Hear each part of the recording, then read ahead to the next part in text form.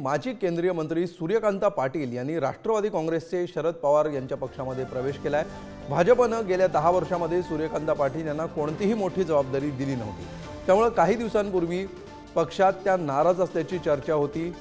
राजकीय वर्तुळामध्ये ही चर्चा जोरदार सुरू होती आणि अशातच त्यांनी 2 दिवसांपूर्वी भाजपच्या प्राथमिक सदस्यत्वाचा राजीनामा दिला आणि आज त्यांनी शरद पवारांच्या उपस्थितीमध्ये पक्षप्रवेश केला।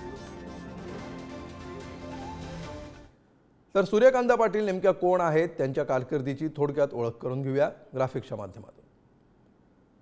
काँग्रेसमधून सूर्यकांता पाटील यांची राजकीय कारकीर्द सुरू झाली।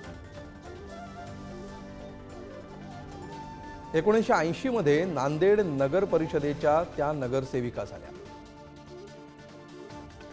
1980 ते 85 या काळात त्या विधानसभेवर आमदार म्हणून निवडून गेल्या।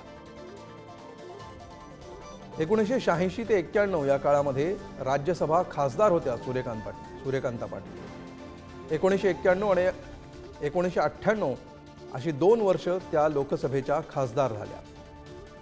काँग्रेस फुटल्यानंतर त्यांनी राष्ट्रवादी काँग्रेसमध्ये प्रवेश केला।